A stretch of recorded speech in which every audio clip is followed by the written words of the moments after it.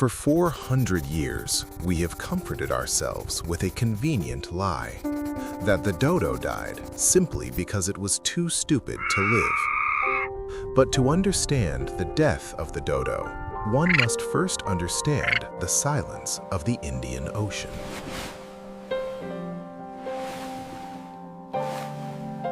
Imagine a world without time. A speck of volcanic rock rising from the abyss, isolated for 8 million years. Mauritius. It was not a paradise in the way humans imagine paradise. It was a laboratory, a sealed biological chamber where evolution took a different path. Here, the rules of the mainland did not apply. There were no mammalian predators. No tigers stalking through the undergrowth, no wolves packing in the dark. There was only the wind, the crash of the waves, and the birds. Because there was nothing to flee from, flight became a burden. Energy is expensive in nature. So, over millions of years, the wings receded. The breastbone, once a keel for powerful flight muscles, shrank. The body grew heavy, anchored to the earth by gravity and abundance. This is the story of Raphus Cucullatus, the dodo. It is a creature that has become a punchline in human history, a symbol of stupidity. But this is a lie told by the guilty to absolve themselves of a crime. The dodo was not stupid. It was perfectly engineered. It was a masterpiece of adaptation. If you stood before one today, you would not laugh. You would be struck by its presence. It stood over 3 feet tall. It weighed nearly 40 pounds, a massive ground-dwelling archosaur. Its plumage was a soft gray-brown gradient, shifting like shadows in the forest light. Its legs were thick and yellow, built for hiking over rough basalt and tree roots. But it was the head that demanded attention. Naked, gray skin exposing the skull's architecture, and a beak that was less a mouth and more a tool of immense power. 9 inches long, hooked at the end like a raptor's, pale green and black. This was not a beak for a fool. It was a biological nutcracker. The dodo lived on a diet of fallen fruits, nuts, and bulbs. It consumed the hard seeds of the tambalak tree. Stones found in their gizzards suggest they swallowed rocks to grind this tough matter, a mechanical digestive system working inside a living furnace. For eons, this worked. The bird was the king of its island. It walked with a slow, deliberate gait. It did not waddle, it marched. It scanned the forest floor with eyes that had never widened in terror. It had no concept of an enemy. Fear is not an instinct. Fear is a learned response or an inherited trauma. The dodo had neither. It possessed a trait known to biologists as island tameness, naivety embedded in the genetic code. It nested on the ground, a single egg, laid in a shallow cup of grass and fern, exposed, vulnerable. But for thousands of years, vulnerability was not a fatal flaw. It was a luxury permitted by isolation. The ecosystem was in perfect, fragile balance. The bird ate the fruit. The bird spread the seeds. The forest grew. The bird thrived. A cycle unbroken by violence. The year was 1598. September. A fleet of Dutch ships commanded by Admiral Wybrand von Warwick. They were not explorers seeking knowledge. They were desperate men, starving, sick with scurvy, seeking a way to the Spice Islands. When the island of Mauritius appeared through the mist, they did not see a biological cathedral. They saw a larder. they saw meat. The sailors rowed ashore. The sand crunching under heavy boots was the sound of an era ending. They walked into the forest, and the dodos came to meet them. They did not run. Why would they? A large creature moving through the trees had never meant death before. It had only meant a tortoise, or a fellow bird. The dodo approached the sailors with curiosity. It stretched out its neck. It made low cooing sounds. It looked at the muskets. It looked at the blades. And it did not flinch when the first blow fell. The journals of the Dutch described the slaughter with a chilling lack of emotion. They called them walgvogel, the nauseating bird, not because of their appearance, but because the meat was tough and greasy. Even after hours of boiling, the flesh remained rubbery. But the men were hungry, and the birds were easy. One sailor could walk up to a flock and club a bird to death. The others would not scatter. They would simply watch, confused, waiting for the fallen to stand up. They would linger around the carcass, perhaps trying to help. And then they too were struck down. The name Dodo appeared later. Its origins are debated in the dusty halls of etymology. Some say it comes from the Dutch word dodor, sluggard. Others point to the Portuguese dodo, fool.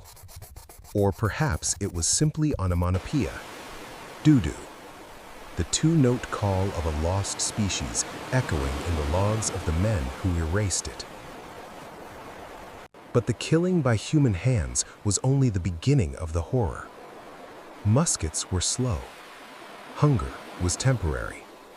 The true apocalypse came from the ship's holds. Unseen passengers, rats, followed by the deliberate introduction of pigs and macaques. These were the agents of chaos. The dodo had evolved to survive storms and droughts. It had not evolved to survive a rat. The rats swarmed the island. They found the ground nests, the single precious egg. A dodo takes weeks to incubate. A rat takes seconds to destroy. The pigs rooted up the ferns. They crushed the fragile chicks. The monkeys climbed the trees that offered shade. The reproductive cycle of a species that had stood for millions of years was severed in a single human generation. The forest became a killing floor.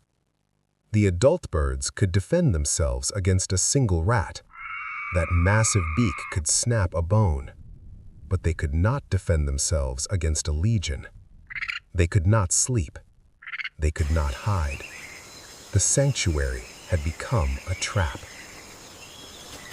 There's a specific kind of dread in realizing how fast it happened. In 1598, the birds were abundant. They covered the shore.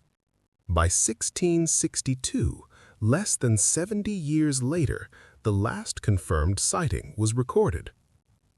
A sailor named Volkert Evertsson was stranded on an islet off the coast of Mauritius.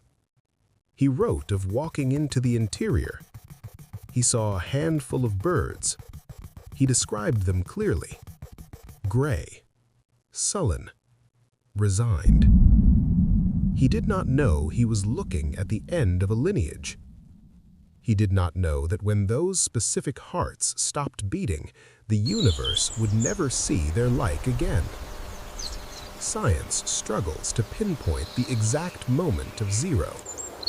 Extinction is rarely a singular event you can watch. It is a fading, a flickering candle in a vast room.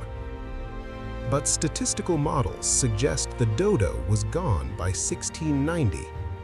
Not a single one left. The silence returned to the Indian Ocean, but it was a different silence. It was empty. The Dutch left the island shortly after. They abandoned the colony, leaving behind the rats, the pigs, and the bones. For 100 years, the dodo drifted into myth. Europeans forgot it was real. It became a creature of folklore, like the griffin or the phoenix. Drawings from the 17th century were dismissed as caricatures, exaggerations of drunken sailors. It wasn't until the 19th century that naturalists began to look closer. They found bones in the Mare aux Singes, A mass grave of prehistory preserved in the mud. Femurs, skulls, vertebrae. They assembled the skeleton, and the laughter stopped. The anatomy told the truth. This was a pigeon, a member of the family Columbidae. Imagine the Nicobar pigeon, iridescent, beautiful. Now imagine it isolated, grown to monstrous proportions, stripped of the need to fly, given the weight of a chaotic world to bear on its legs. That is the dodo. It is a testament to the flexibility of life and the fragility of it. We look at the dodo today and we see a tragedy, but we must also see a warning. The dodo was an extreme organism. It was a specialist. It was perfectly adapted to one specific place and one specific set of conditions. When those conditions changed, it had no plan B.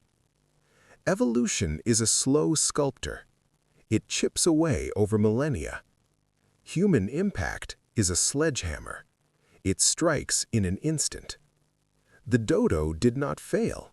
We failed it. We introduced variables the system could not process. There is a haunting hypothesis in ecology called the temple of the dodo. It suggests that certain trees on Mauritius, specifically the tambalak oak, stopped reproducing when the dodo died. The theory was that the seeds needed to pass through the dodo's digestive tract to germinate, that the bird's stomach acid was the key to the tree's life. While modern science has debated the strictness of this relationship, the metaphor remains powerful. When you pull one thread from the tapestry, the whole image begins to unravel. The dodo was a gardener, a disperser, a keeper of the forest. Without it, the silence of the island grew deeper. Plants that relied on it struggled. Insects that relied on those plants faded. The web of life is not a static picture. It is a domino setup, and the dodo was a very large domino. Today, all that remains of the soft tissue of the dodo, the skin, the feathers, the DNA, is almost nothing. There was a stuffed specimen in Oxford, the Ashmolean dodo. It gathered dust for a century, rotting, eaten by moths. In 1755, a curator decided it was too decayed to keep. He ordered it burned, thrown onto a fire. A museum employee, perhaps sensing the magnitude of the loss, managed to save the head and 1 foot from the flames. That is what we have: a charred head, a dried foot, and a box of bones in a swamp. Fragments of a ghost. But let us go back. Let us stand on the beach in 1600. Let us look into the eyes of the bird one last time before the end. It is looking at you. The iris is light. The gaze is steady. It is not aggressive. It is waiting. It assumes you are a part of nature. It assumes you belong here. It does not know that you are the asteroid. The tragedy of the dodo is not that it died. Everything dies. The tragedy is that it died without ever understanding why. It was innocent. It was a child of a gentle earth thrust into a war it did not know existed. We often speak of survival of the fittest, We use it to justify our dominance. But the dodo was fit. It was the fittest thing on Mauritius for 8 million years. Fittest only means best adapted to the current environment. When we change the environment, we change the definition of fitness. We turn kings into casualties. The story of the dodo is not a funny story. It is a mirror. It shows us what happens when innocence meets greed. It shows us the speed of loss. And it asks us a question that echoes from that lonely island in the Indian Ocean. What else are we burning? What other silent watchers are standing in the forests of the world today, looking at us with curiosity, waiting for the blow? The dodo is gone, but the silence it left behind is deafening. If you listen closely to the wind on Mauritius today, past the resorts, past the sugarcane fields, you might hear it. The phantom rustle of dry leaves, the heavy tread of a yellow foot, the shadow of a bird that forgot to be afraid and paid for it with existence itself. The story does not end with the last breath of the last bird.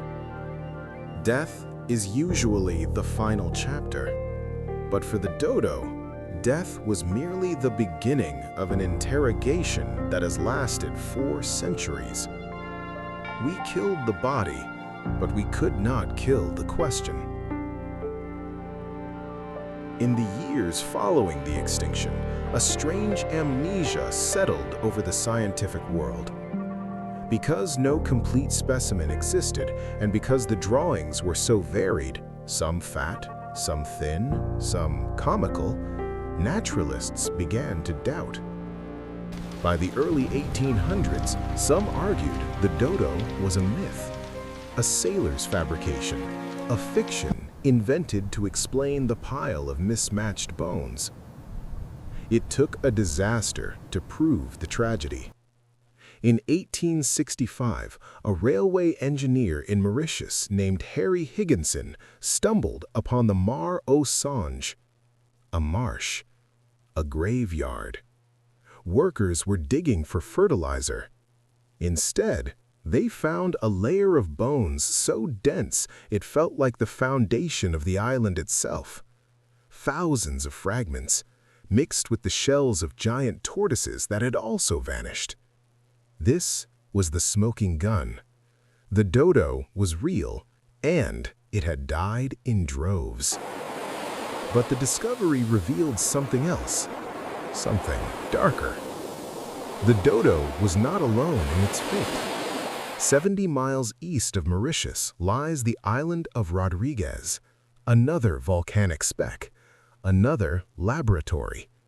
And there lived the dodo's sister, Pezophaps solitaria, the Rodriguez solitaire.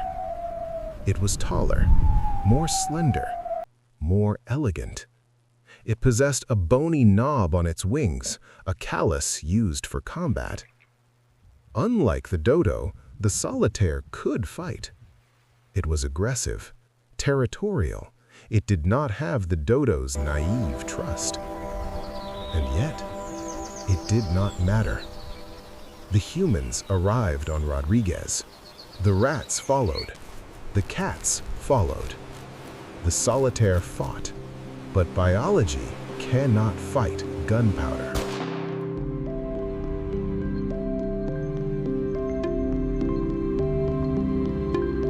By the 1770s, the solitaire was gone too. 2 islands, 2 experiments, both erased. The Mascarene Islands were swept clean of their giants. The evolutionary tree was pruned with a machete. Today, science has turned its gaze back to these lost ghosts. But the gaze has changed. It is no longer just curiosity. It is guilt and arrogance. We have entered the age of de-extinction. Geneticists are currently working to sequence the genome of the dodo. They scrape ancient DNA from the few crumbling fragments left in museums. They piece together the code like a shredded manuscript. They have found the dodo's closest living relative, the Nicobar pigeon, a bird of stunning beauty found in the Andaman and Nicobar Islands. Its feathers shine with metallic greens and cobbers. It flies. It is small, but inside its blood, the ghost of the dodo is sleeping. The plan is audacious. Take the DNA of a Nicobar pigeon, edit it, rewrite the lines of code that dictate small and replace them with giant. Rewrite flight to grounded. Rewrite fear to calm. Change the beak, change the legs, and incubate this synthetic life inside a surrogate host. They promise that one day, perhaps soon, a dodo will walk on Mauritius again. The headlines cheer. Science brings back the dodo. But we must pause. We must look at this with the cold eye of truth. If we create a bird that looks like a dodo and acts like a dodo, is it a dodo? Or is it a monument to our own ego?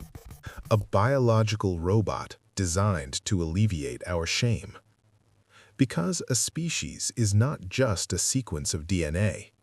A species is a context. The dodo was the dodo because of the tambalakakoke trees, because of the specific silence of 1598, because of the weather patterns of the Pleistocene, because of the millions of years of isolation that shaped it. Those things are gone. Mauritius today is not the Mauritius of the dodo. The forests are fragmented. The invasive species, the rats, the monkeys, the pigs, are still there. If we bring the bird back, where do we put it?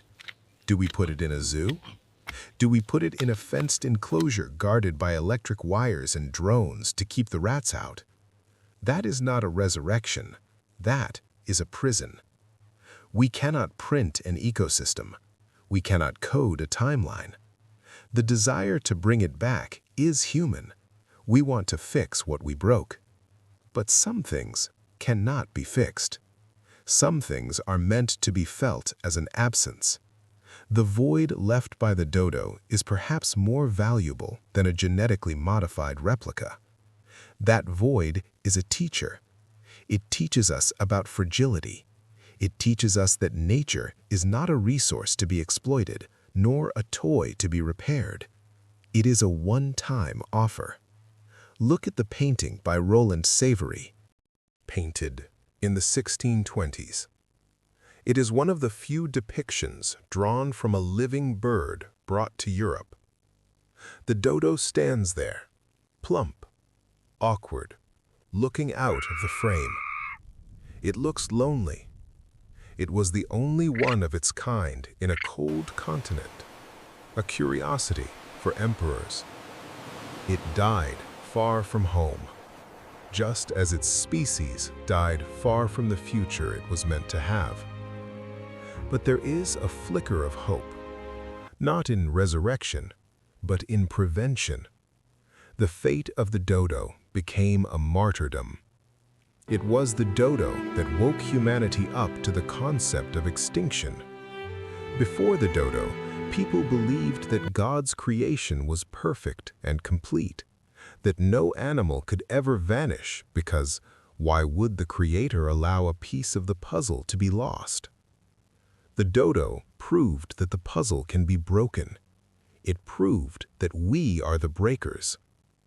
Because of the dodo, we saved the pink pigeon, another native of Mauritius, down to only 10 individuals in 1990, staring into the same abyss. But this time, we remembered the dodo. We intervened. We protected the nests. We fought back the rats. Today, there are hundreds of pink pigeons flying over the Black River gorges. They are alive because the dodo died. The sacrifice was not entirely in vain. Blood pays for wisdom. So let us close the book on Raphus Cucullatus. Do not remember it as a clown. Do not remember it as a failure. Remember it as a king who reigned in peace for an eternity, a sovereign of a silent world. Close your eyes. Imagine the forest floor one last time. The year is 1690. The sun is setting over the Indian Ocean. The light is turning the volcanic rock to gold. There is one bird left, just one. It is old. Its feathers are faded. It stands by the root of a great morinda tree. It waits for a mate that will never call. It waits for a chick that will never hatch. It listens to the sounds of the approaching night, the rustle of the rats in the grass, the wind changing direction. It lowers its heavy head. It tucks its beak into its wing, and it goes to sleep. When it stops breathing, a lineage that survived the ice ages, the shifting of continents, and the rise of mountains simply stops. The flame goes out, the candle smokes, and the room goes dark. We are left in that darkness, holding the match, wondering what we will burn next. This is the legacy of the dodo. It is not a joke, it is a judgment, and the verdict is ours to write.